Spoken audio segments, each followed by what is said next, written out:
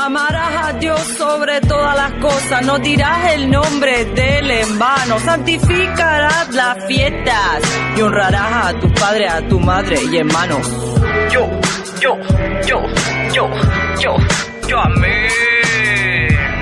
No matarás, no robarás, no cometerás actos impuros, no darás falso testimonio, no consentirás pensamientos ni deseos impuros, no codiciarás los bienes ajenos.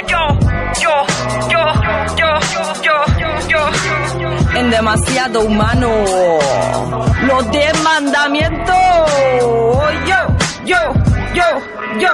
Demasiado humano. Nos toca analizar el primero de ellos, que ya es discutible la numeración. A ver, vamos por parte. O sea, en alguno de los programas se nos va a ir, voy a tratar de ir haciéndolo en los 10, la explicación de los 10 mandamientos en general, como acontecimiento, ¿no?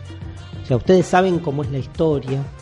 Se supone, según el relato bíblico, estamos en el Antiguo Testamento, no en el... dentro del Antiguo Testamento, ustedes saben, hay 3 grandes libros. Estamos en el primero de ellos, que es el Pentateuco, ¿sí? Van anotando, o sea, hay 2 testamentos, Antiguo y Nuevo. En el Antiguo hay 3 libros: Pentateuco, Jueces y Escritos, ¿sí? Jueces o Profetas, no me acuerdo cómo se llama, pero bueno, no importa, son 3. El primero de estos libros, que es el Pentateuco, como dice la palabra penta, son a su vez 5 libros. El primero es el Génesis, que es como el más divertido, la creación del mundo y todo el quilombo. Y el segundo es el Éxodo. El Éxodo es cuando el pueblo de Dios retorna a su origen, después de haber pasado unos años no de vacaciones, sino de esclavitud en la tierra de Egipto. Cuando vuelven, Dios es como medio los para en el medio del desierto y les da la ley. Les dice, bueno, yo los saqué, los liberé, ahora tienen que constituirse en una sociedad. Entonces para eso tiene que regir la ley. Piensen que para este tipo de relato es mucho más importante la adopción de la ley normativa como promotora del orden y de la posibilidad de una convivencia social que la figura trascendente de lo divino. Quiero decir, hay mucha más presencia de la ley que de Dios. Casi como si les dijese que Dios es en realidad un medio para que la ley se presente a sí misma como la ordenadora o el principio a partir del cual la sociedad puede empezar a estructurarse.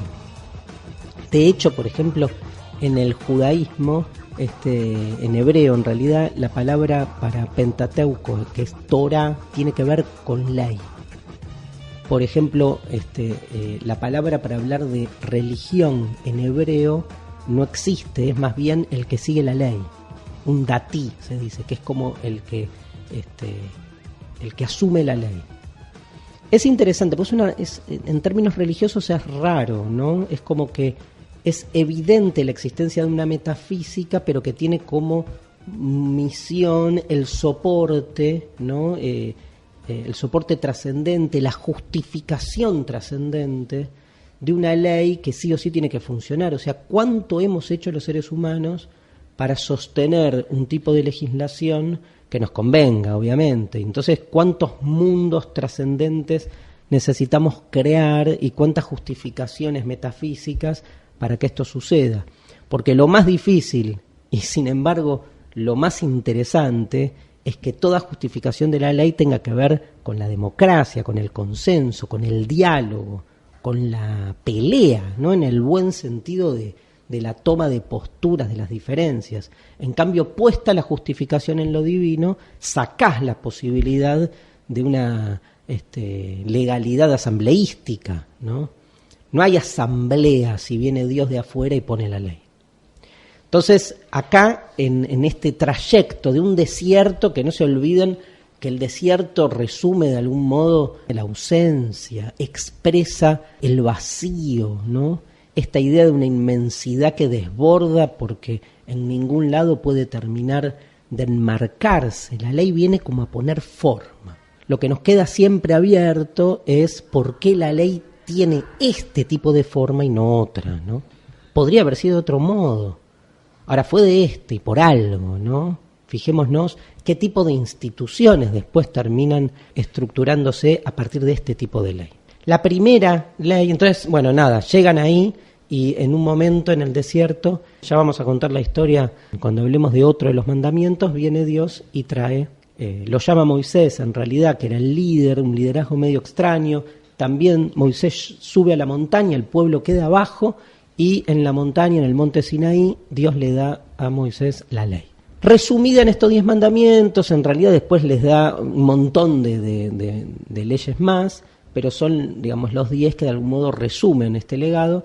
Moisés baja y se encuentra con que el pueblo se fue a la mierda, o sea, está en cualquiera, no lo esperó, y hay toda una situación bastante anómala de la que también ya vamos a hablar en próximos programas, y entonces medio como si alguno vio la película, medio que le tira las tablas de la ley que había traído a los barderos como para destruirlos, mueren como 3.000 personas y tiene que volver a subir y le vuelve a dar las tablas. Bueno, a Dios no le cuesta hacer como una duplicación de las mismas. Ahora, el primer mandamiento es muy interesante porque obviamente el cristianismo y el judaísmo van a divergir, obvio, en la lectura de estos mandamientos, no los van a leer igual. De hecho, por ejemplo, para la mayoría del credo cristiano católico, el primer mandamiento lleva como título amarás a Dios por sobre todas las cosas. Está resumido en esa frase. En realidad, si uno va estrictamente al texto, digamos, es mucho más largo. Obviamente se pierde la idea de un mandamiento así como un estiletazo, ¿no? Como una frase redonda, que tipo amarás a Dios por sobre todas las cosas, punto. O sea, ¿te entra o no te entra? ¿No? Pero en el original, en hebreo, y que es el que después se practica y se de algún modo prosigue en la sabiduría judía, es mucho más largo, porque es yo soy el Señor, tu Dios, ¿no? Yo soy Dios, tu Dios que te sacó de Egipto, donde eras esclavos, y le dice, no tengas otros dioses aparte de mí. O sea, le niega la idolatría, o como se suele decir en filosofía, es el mandamiento del monoteísmo. ¿Sí? Que de nuevo, digamos, para el catolicismo amarás a Dios por sobre todas las cosas, pero en el judaísmo se pone más el acento, rescatando el original en hebreo, en la univocidad de Dios, o sea, en que es único. Y que es Él, yo soy, ¿no? Es muy fuerte que la frase empiece diciendo yo soy, ¿sí? Porque es el ser, Dios es el ser supremo. Dios o lo que sea viene a representar esa figura de lo supremo, y casi de manera vocativa, o sea, hablando en segunda persona, diciendo soy yo, tu Dios, ¿no? Y le niega al pueblo la posibilidad de tener otros dioses. Se juega en este primer mandamiento el monoteísmo. Es un mandamiento un poco autorreferencial, ¿no? Porque de algún modo tiene como ese propósito de aquellas normas que lo que instalan o lo que sientan es el principio a partir del cual después todo el resto de la legalidad toma forma. O sea, antes que te dé o de qué, bueno, no importa, antes de enunciar cuáles van a ser las leyes que van a regir, primero lo que hay que ponernos de acuerdo es que yo soy la fuente de legitimidad de todo. ¿Quién? Yo, soy único. Dios hay uno. Ahora, el monoteísmo tiene sus problemas, ¿no? Digamos, lo interesante en un análisis filosófico del monoteísmo es por qué se toma partido a lo largo de la historia por una concepción de la religión que necesita de un Dios único. Digo, ¿por qué sucumbe el politeísmo? ¿Por qué no? Justamente esta pelea del monoteísmo contra las idolatrías tiene que ver con dos concepciones metafísicas del cosmos, donde o se privilegia un cielo donde hay multitud de dioses que se pelean entre sí, o se privilegia un Dios único. A ver, la idea de un Dios único es más fácil de llevar a cabo, es menos problemática, tenés un único interlocutor, es absolutamente homogenizante. Ese único Dios, además, imposibilita diferentes administradores o interlocutores con él. Quiero decir que de algún modo un único Dios también necesita de una única iglesia, ¿sí? Porque si hubiesen muchos dioses podríamos tener, digamos, muchas AFJP, por decirlo entre comillas, que se encarguen de salir a mediar para con las diferentes deidades, ¿no? Ya de por sí es un quilombo lo que pasa en el cielo o en el Olimpo, con los dioses peleándose entre sí a ver quién la tiene más larga.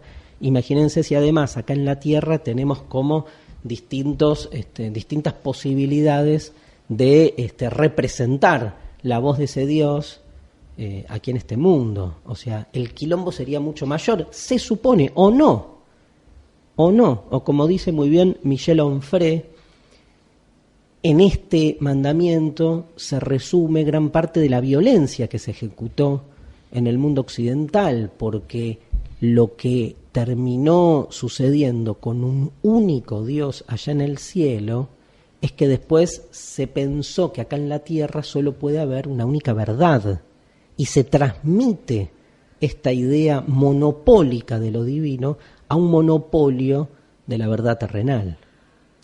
Es como que la disolución del politeísmo en favor del monoteísmo, de este único Dios al que hay que amar, y dejo entre paréntesis la relación entre la ley y el amor, ¿no? Que vamos a retomar. O sea, ya que el mandamiento diga tenés que amar a Dios, imagínense si uno se entera que su pareja lo ama a uno por mandato, por mandamiento, por obligación, por ley. No, evidentemente hay algo del amor que se pierde profundamente. Yo, por lo menos, no quiero que nadie me quiera porque lo obligan. Digamos, hay algo ahí que no es amor en todo caso, que tiene que ver con otra cosa. Pero evidentemente, digamos, la existencia de un único Dios termina siendo una apuesta más económica, una apuesta más tranquilizante, ¿no? Y lo que libra, al revés de lo que se suponía, es una batalla para ver quién realmente es su mayor representante. O sea, pregunta final para cerrar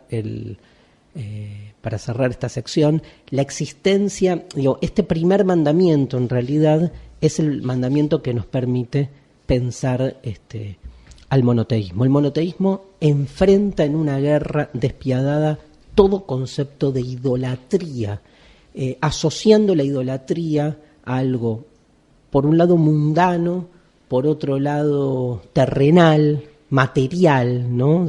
La pelea es el Dios invisible, el Dios omnipotente contra venerar estatuas o venerar animalitos, ¿no? O venerar la naturaleza. Lo idolátrico tiene que ver con algo que se corporiza visiblemente, pero sobre todo diverso y múltiple. Entonces lo que nos queda como duda, en todo caso, en la lucha entre estos dos modelos, es qué nos pasa hoy con las creencias. Porque podemos decir que un gran Dios hoy, que atraviesa todas nuestras actividades cultuales, es el dinero, por ejemplo, ¿no? ¿Y el dinero qué es? ¿Idolatría o monoteísmo? Uno diría, bueno, obviamente idolatría, ¿cómo? Si todo es dinero. Y es lo único que parece articular la mayoría de las actividades. Amarás a Dios por sobre todas las cosas, y si Dios es el dinero, ¿en qué se traduce este mandamiento? Y si nos peleamos contra este mandamiento, ¿qué nos queda? Pausa. Oye, eres afortunado por tener a Clementine, es buena persona.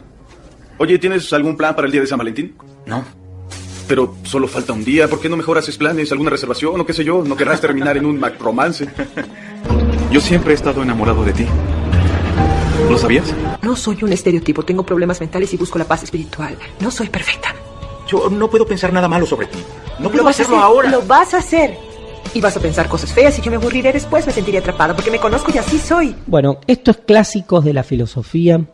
Hoy empezamos con un libro de la filosofía antigua que es El banquete de Platón, un libro que seguramente ustedes han escuchado mencionar muchísimas veces, un libro muy estudiado, no solo en la filosofía, sino en los colegios secundarios, no solo en la disciplina filosófica, sino hay mucho análisis del banquete en el mundo de la psicología, en el de la sociología, obviamente en la literatura, ¿no? ¿Por qué hay que leer el banquete? Yo creo que es el mejor libro de Platón, lejos. O sea, una primera afirmación, digamos, de por qué la necesidad de leer el Banquete es porque uno, si quiere conocer el pensamiento platónico, es un libro para entrarle con la dificultad que tiene, con las contradicciones que se presentan frente a otros libros en algunos conceptos. Sin embargo, me parece que es donde mejor se expresa el genio literario de Platón. O sea, es un libro fascinante a nivel formal y a nivel contenido, sustantivo. O sea, el tema del Banquete obviamente es un tema, si alguien todavía ahí del otro lado del micrófono no sabe que el Banquete habla del amor, es el momento para contarles eso, ¿no? Es el libro donde Platón plantea su teoría sobre el amor, sino que además de conocer y de reflexionar y de hacer filosofía alrededor del hecho amoroso, tiene una escritura muy particular, que muy poética, pero también narrativa, porque lo que hace Platón, como en la mayoría de sus textos, es situar una discusión sobre la naturaleza del amor en el marco de una comilona, de un banquete. En realidad es de un festejo que se está haciendo porque un poeta ganó un premio.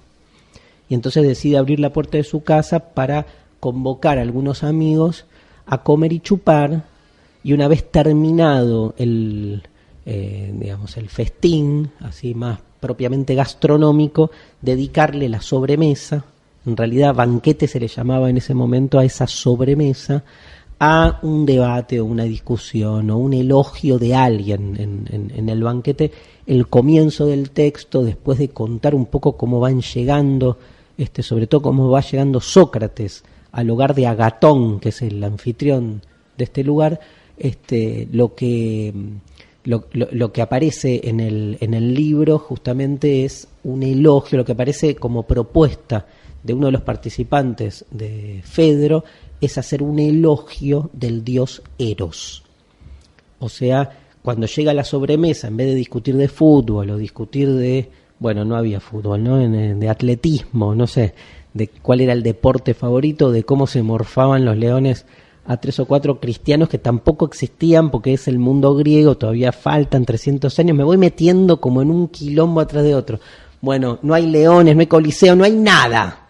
Hay una discusión, porque aparte es Atenas, y en Atenas en vez de dedicarse, dicen que en vez de dedicarse a la gimnasia, al entrenamiento, a la guerra, se dedicaban a pensar y a reflexionar y a hacer arte, cultura. Los atenienses eran como más cool que los espartanos y el resto de los pueblos. Entonces era muy común juntarse, igual que ahora, ¿no? A hablar. Uno, lo que pasa es que lee estos libros donde después del banquete se dedican a discutir el amor y en los términos en que lo discuten, y uno conoce, o porque ha ido a casas donde después de comer un asado, digamos, de lo que hablas es del orto de no sé qué modelo, o de cómo el técnico de fútbol. Orto es un término griego, por favor. Sigo hablando de filosofía griega. Aparte, no sé por qué me miran así con una especie de advertencia feminista, porque dije orto puede ser de un hombre también. No da, ¿no? Nadie habla en un asado del orto de un hombre. Bien. Bueno, para nuestros oyentes latinoamericanos, nada, un abrazo. Decía esto porque no sé si orto es un término que trasciende las fronteras argentinas, debe ser. Sí, acá nadie me apoya en mis necesidades intelectuales. Bueno, entonces es muy erótico el banquete. Por eso sale un poco de excitación, porque el banquete nos introduce en ese debate sobre el amor, les dije, en nombre de un elogio del dios Eros. O sea, Fedro, terminan de comer y dice, bueno, que cada uno de los que están acá morfando, digamos, explique por qué hay que celebrar y adorar a Eros. Eros, si no saben, es el dios del amor, uno de los dioses del amor que tienen los griegos. ¿Por qué hay que adorar a Eros? Y ahí cada uno elogia a este dios. ¿Qué sucede? En ese elogio se nos van presentando diferentes concepciones del amor muy distintas entre sí. Y esta es la riqueza, la ricura que tiene el banquete, que uno va, digamos, leyendo como si les dijese 6, 7 libros en uno, porque cada orador, cuando explica el amor desde su propia subjetividad, su autoría, su manera de ver el asunto, lo que hace es introducirnos a una concepción del amor diferente a la anterior, con un entramado que eso hace al genio literario platónico, donde cada nuevo discurso viene como reemplazando al anterior, o refutándolo, o completándolo, y uno va teniendo la sensación de entrar en una especie de relato donde, digamos, va entendiendo cada vez mejor qué es el amor. ¿Por qué? Porque primero lo entiende de un modo, después entiende sus falencias, después entiende cómo superarlas, después entiende las nuevas falencias, después entiende cómo superarlas, y así sin parar, ¿no? Va como asumiendo, cada uno de los oradores nos convence, pero al toque el orador siguiente lo hace mierda. Y entonces uno va entrando en ese juego de dejarse convencer y desconvencer hasta que al final llega Sócrates. Estaba ahí Sócrates, ¿no? Pero, digamos, habla él y Sócrates es como que demuele a todos los anteriores, saca el debate para otro lado, lo lleva para una discusión, si quieren, más filosófica. Este es el libro donde aparece la famosa definición de filósofo. Es como la primera vez que aparece tan fuertemente etiquetada, tan fuertemente, digamos, justificada la idea de lo que es un filósofo. No se olviden que filosofía es amor a la sabiduría, o sea que es En el banquete, el libro en el cual, en nombre del amor y de una discusión acerca de por qué me gusta, quién me gusta, lo que termina discutiendo Sócrates, ¿no?, el alter ego de Platón en este diálogo, es en realidad qué es la filosofía. O sea, empieza hablando de por qué me gusta, no sé, Juanita, y termina hablando de por qué ama el saber, ¿no? En una continuidad que hay entre el erotismo puesto en el otro con el erotismo puesto en ese gran otro, por decirlo así, que es la verdad o el saber o la necesidad de querer acceder a una supuesta totalidad o a un supuesto absoluto para entender el mundo en el que estamos y quiénes somos. Lo más interesante del banquete es ir viendo casi como, les diría, la psicología de los distintos intérpretes u oradores, de los que no se dice casi nada, pero uno va entendiendo, sobre todo desde su palabra, desde las cosas que dicen, la apuesta de cada uno, ¿no? Digamos, Fedro, que es el primero que habla, está como necesitando justificar todo el tiempo, digamos, de qué manera ambos contendientes, ¿no? Contendientes me salió, ¿cómo estoy? Hablamos de amor, no de guerra, bueno, no importa, es lo mismo en algún punto, pero Fedro es como muy ingenuo en su planteo y trata de justificar por qué el amor es lo mejor que nos pasa, nos hace más buenos, nos hace más fuertes. Va explicando, Fedro viene Pausanias después y separa por primera vez entre lo que es un amor espiritual y un amor más físico, una separación, digamos, que permite la llegada primero de Erixímaco, un médico que va a hablar de las contradicciones obviamente del amor, pero sobre todo de Aristófanes, que enuncia su famoso discurso de el amor como la búsqueda de mi otra mitad, ¿no? Y frente a ese discurso que parece casi terminal, ¿no? Porque es uno de los textos más bellos que aparecen no solo en el banquete, sino en la filosofía antigua toda, después de una aparición del anfitrión de Agatón que trata de justificar la relación entre el amor y la belleza, viene Sócrates a cuestionar todo lo dicho hasta ese momento y a intentar, digamos, explicar el carácter intermediario del amor, sobre todo entendiendo tal vez lo más trágico que nos condiciona en tanto amantes y amados a los seres humanos, que es que el amor nunca cierra, ¿no? Entonces hay algo de la falencia puesta en juego en toda búsqueda amorosa, porque Eros, el dios del amor, es un intermediario entre los dioses y los hombres, es quien nos permite ir en busca de lo que nos falta, pero una búsqueda que nunca termina de consumarse, porque el otro siempre termina siendo más una proyección de mi falencia, o sea, lo que falta para que yo me complete, y deja de ser por eso mismo un otro con toda su singularidad y su diferencia. El banquete termina increíblemente después de todos estos grandes discursos cuando llega Alcibíades, un joven político rico, enamorado de Sócrates, borracho, tipo a las 5 de la mañana con un par de amigos, y pregunta qué están haciendo todos ahí. Le dicen, estamos discutiendo sobre el amor, pero Sócrates nos acaba de pasar el plumero a todos, como que nos reventó a todos con los que dijo. Y Alcibíades dice, imagino todas las cosas que se han dicho teóricamente sobre el amor, pero todo lo que se ha dicho no tiene sentido, porque si quieren entender qué es el amor, es muy simple. Escuchen a una persona enamorada.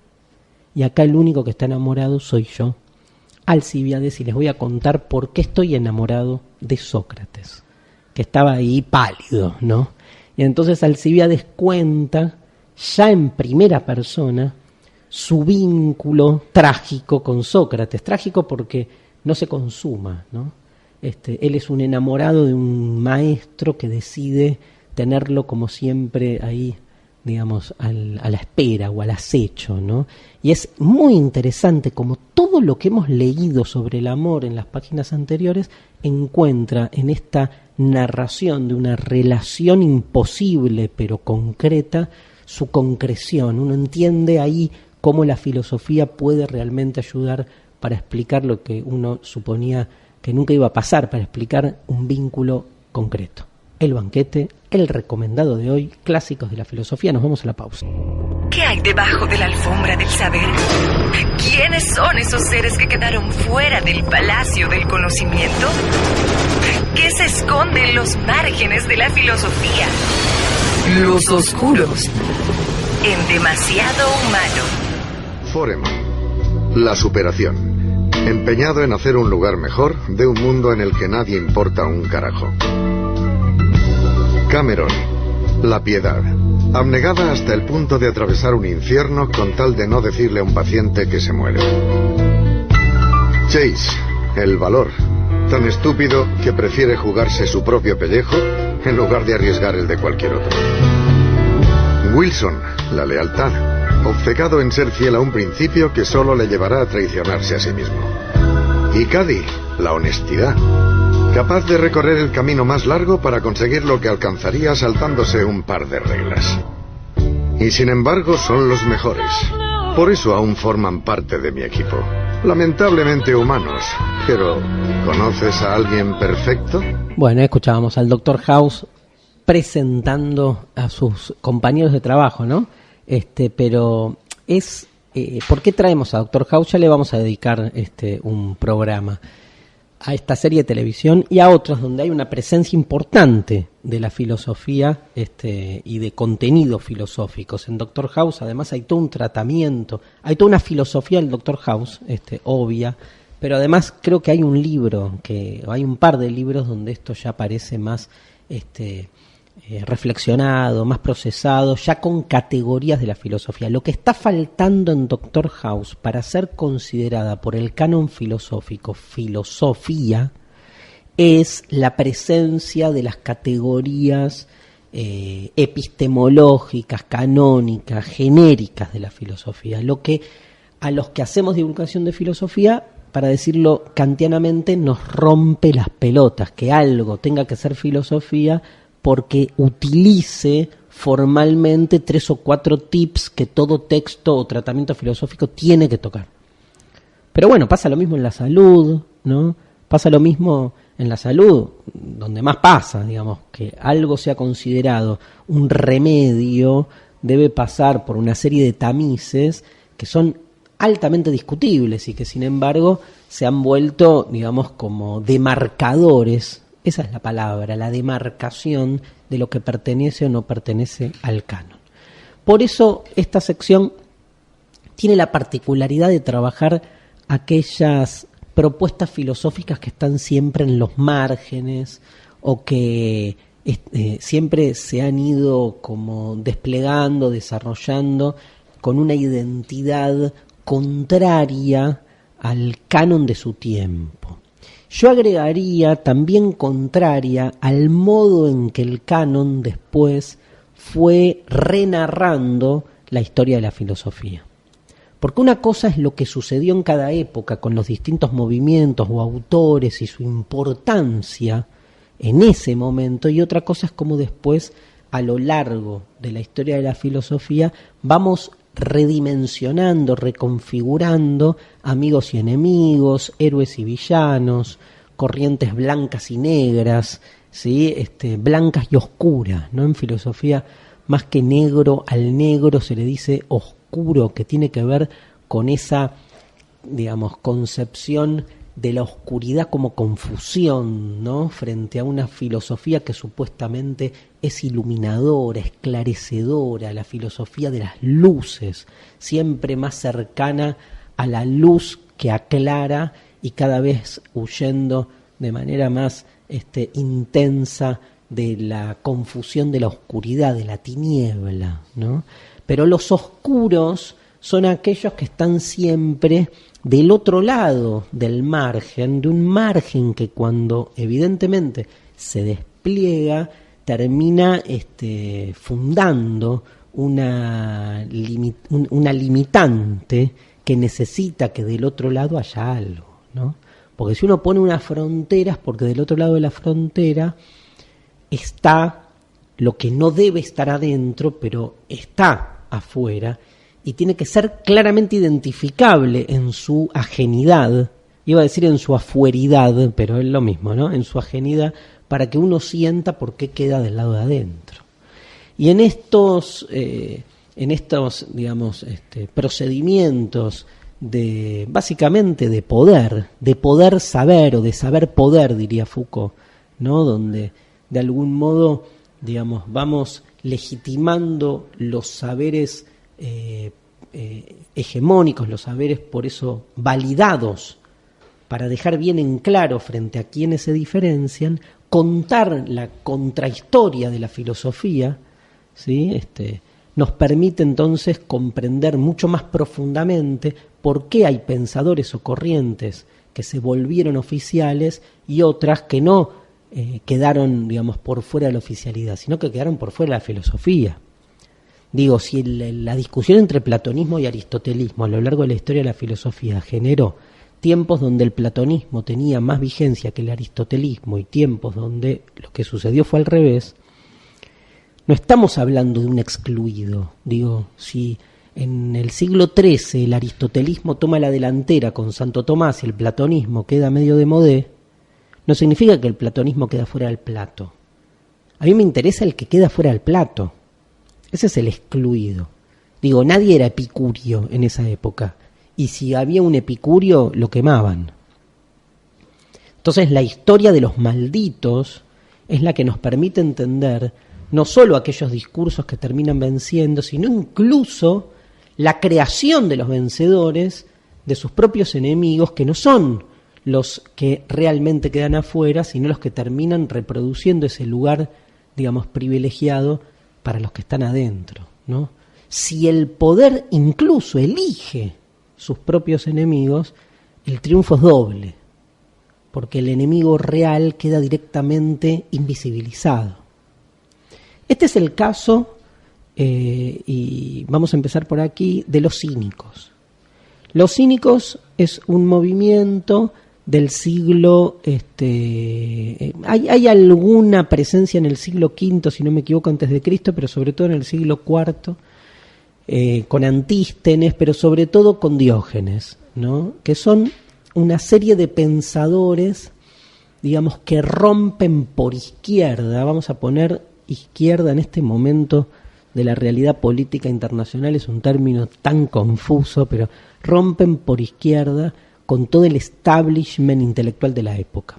¿Qué es romper por izquierda? Es discutible. Alguno dirá, eso no es ser de izquierda, sino al revés. Uno puede hasta fundamentar que la actitud de los cínicos en Atenas es una actitud libertaria, anárquica, individualista.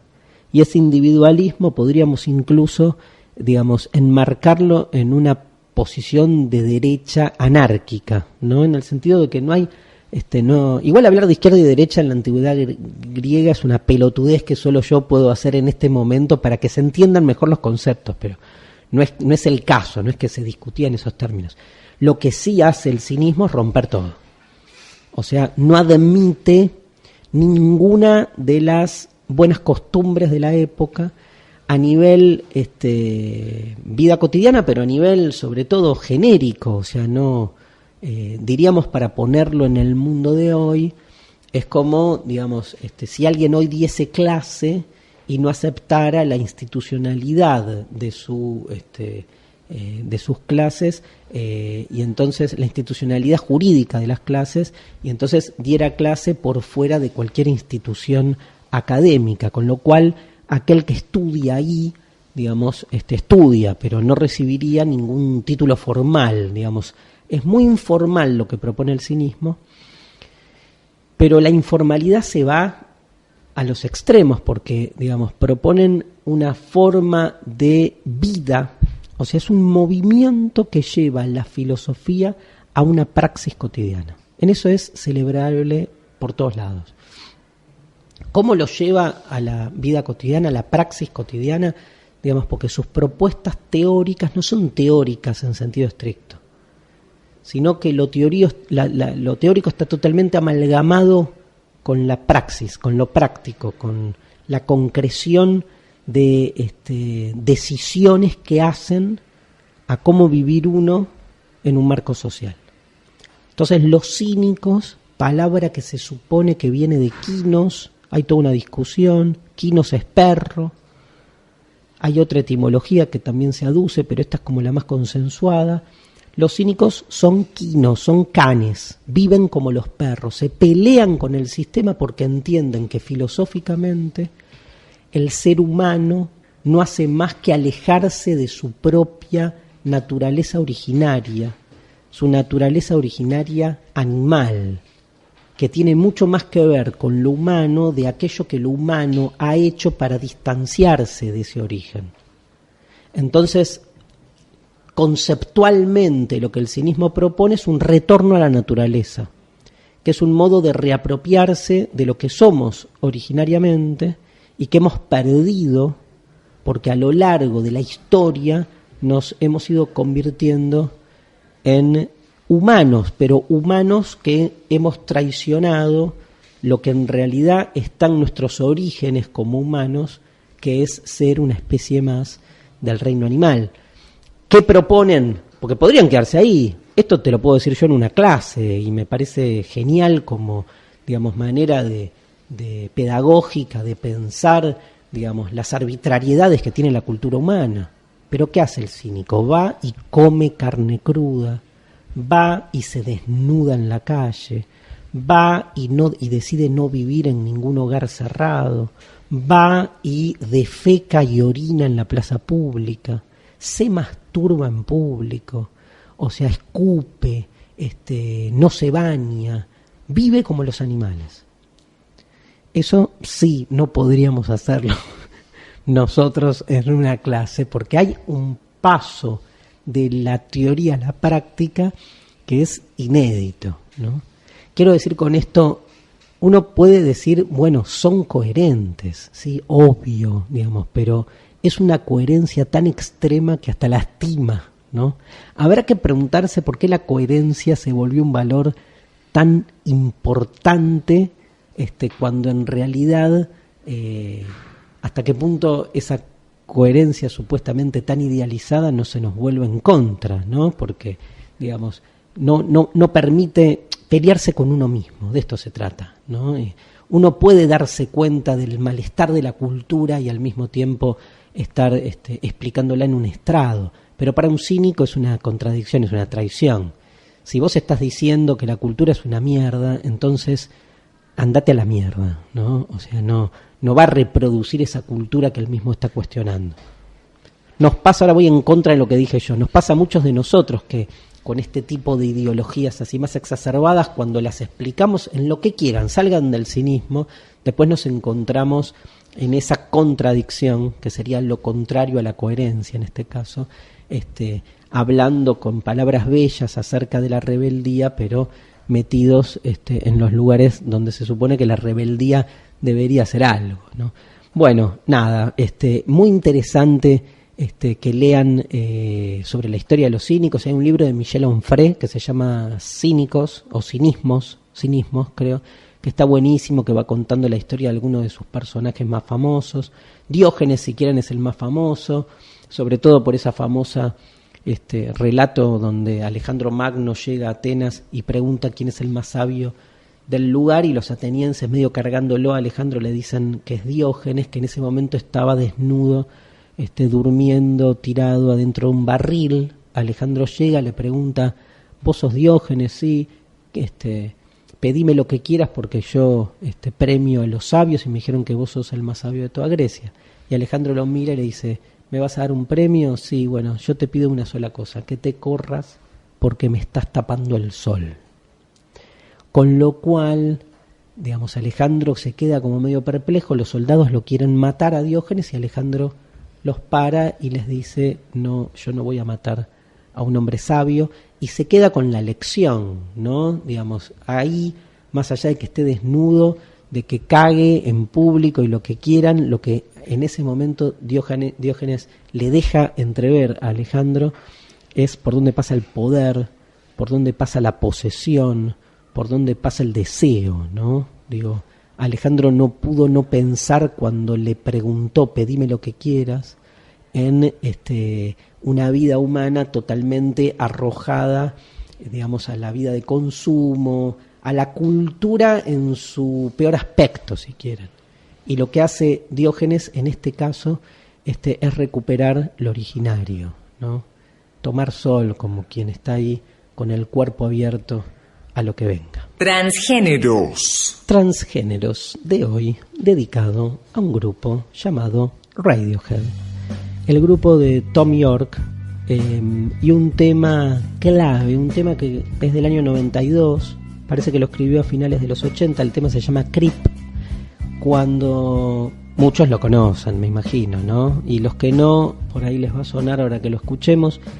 Un tema que cuando salió no fue como, digamos, recibido bien por el mercado del consumo, de las industrias culturales. Qué lindo hablar de todo esto, de poder hablar de Diógenes y la crítica a la cultura, pero es cierto que en algún momento este tema terminó, creo que en el 93, rankeando entre los mejores temas del momento, del mercado musical.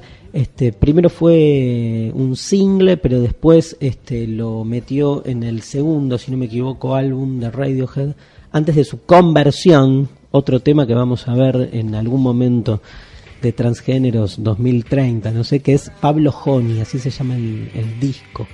Dicen que el líder de la banda, Thom Yorke, un gran filósofo, ¿sí? Más por la actitud que por lo que piensa, y tiene una actitud, ¿no?, filosófica en su manera lacónica de caminar, y ni hablar de ese timbre de voz privilegiado que tiene, pero parece que Thom Yorke se enamoró de alguien y fue a buscar a ese alguien, que era una mujer, mientras estudiaba en la universidad, y la mujer no le dio pelota, pero además él en ese momento se sintió como que no tenía los recursos, digamos, como para encararla, se sintió imposibilitado, impotente, ¿no? Se sintió como un bicho, ¿no? Como alguien extraño, pero no por diferente, sino por incapaz, por esto de imposibilitado, cuando uno siente que no tiene, el dios griego para los recursos es poros. Para mí los griegos lo explican mejor esto, que es cuando uno siente que no tiene recursos, es como que le falta la presencia de un dios, porque cuando ese dios está en teosiasmo, significa con Dios adentro, ¿no?, entusiasmado. Cuando ese Dios está, uno va y gana las batallas más imposibles. Bueno, otra vez el amor y la guerra, no importa. Pero, digamos, piénsenlo en la política, en el deporte, donde quieran. Pero acá fue más bien el desánimo, pero que creo que es un desánimo que atraviesa toda la poética de Radiohead. O sea, no hay un tema donde haya... No es un grupo de winners. para nada. Después podemos discutir si no hay una forma de ser winner que tenga que ver con la lucería, término que acabamos de de patentar, ¿no? La lucería. Bueno, como este muchacho que frente a esa mujer que terminaba huyendo, corriendo, que terminaba yéndose y que él no podía abordarla, se sentía arrastrado, ¿no? Tal vez ese bicho arrastrado, esa dualidad entre el concepto de ser un bicho y de sentirse arrastrado, es la mejor traducción para la palabra creep, ¿no? Que da origen a esta canción que vamos a escuchar lentamente ahora, gracias a Fede Ferreira, nuestro operador técnico que volvió. Volvimos nosotros, en realidad, pero acá está. Fede, te extrañamos, ¿eh? Tal vez toda relación de amor suponga esta asimetría. Uno cree que está pudiendo con un otro y en realidad ese poder tiene que ver con uno mismo y con su propia apetencia de poder, de expansión. Si el amor tiene que ver con que el otro cuaje, con que el otro encaje, entonces habrá amor, pero no hay un otro. El otro te hace sentir un bicho. Es la mejor manera de que uno reconozca, digamos, lo efímero y las limitaciones de todo lo que uno es, de todo lo que uno hace. El otro molesta, el otro es irreverente, ¿no? El otro enamora porque es inaprensible. El otro duele, no podés no sentirte si estás realmente enamorado de otro frente a él o ella, no podés no sentirte un arrastrado, porque si te sentís erguido y te sentís con fuerza y te sentís con poder, eso no es amor, es cualquier otra cosa. En el amor siempre se pierde. Conducción, Darío Stanraiver. Producción, Mariana Collante. Locución, Yamila Blanco. Hasta la próxima. Presentó el programa de fortalecimiento de radios universitarias, ARUNA, financiado por la Secretaría de Políticas Universitarias del Ministerio de Educación de la Nación, a través del Consejo Interuniversitario Nacional.